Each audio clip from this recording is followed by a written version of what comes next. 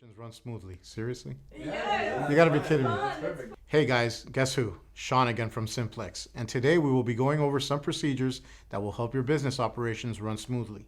Keep watching this video to get an insight on our recommendations for dispatch, loading, unloading, and more procedures.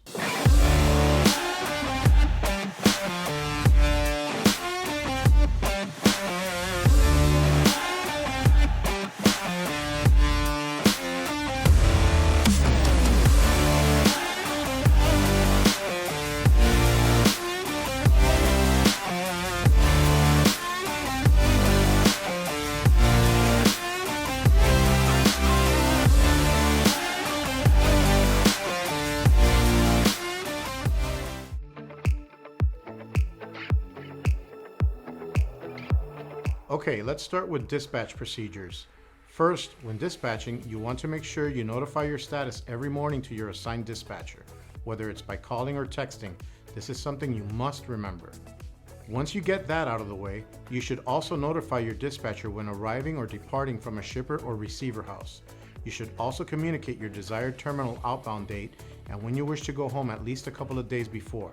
That way you both have time to plan ahead. And lastly, you should make sure that your equipment is good to go before requesting another load and report any issues that might arise immediately to the dispatcher. Now that we covered some basic tips on dispatch procedures, let's get into loading procedures. When you are scheduled for a loading, make sure to arrive at least 30 minutes before your appointment. And if you're not allowed to witness the loading process, make sure that the initials SLC are reflected next to your signature on the original paperwork. If you're instructed to count freight, you must call your dispatch team to confirm or advise of any discrepancies.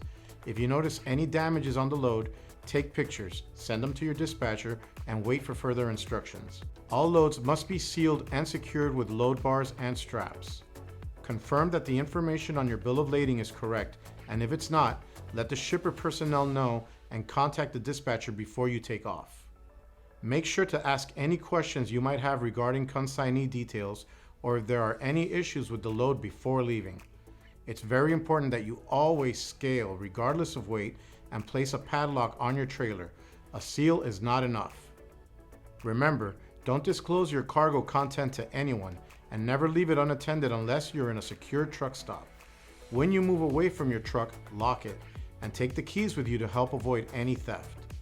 If you operate a reefer trailer, make sure it is pre-cooled at the required temperature and that you're following your dispatcher's temperature requirements. Keep in mind you should always have the reefer set on continuous.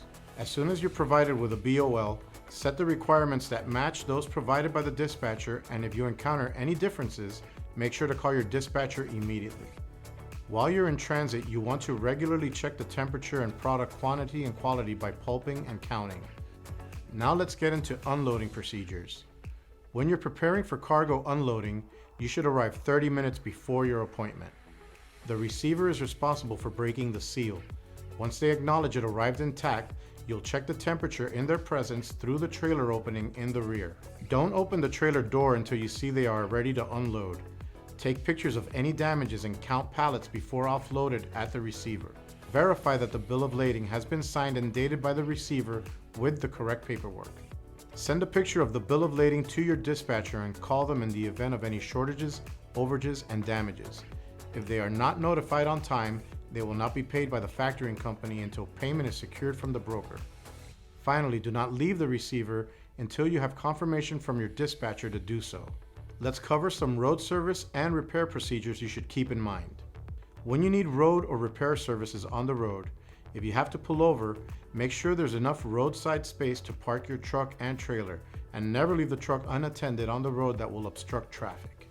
Once you are parked, turn your emergency lights on, and if you're waiting for roadside assistance, place your emergency hazard triangles. Don't get on the road if your truck is not mechanically safe to drive with flowing traffic. Thank you guys for watching this video. We hope these operational tips were helpful. Make sure to follow us on YouTube and social media platforms to stay up to date with trucking news and different procedures. See you next time.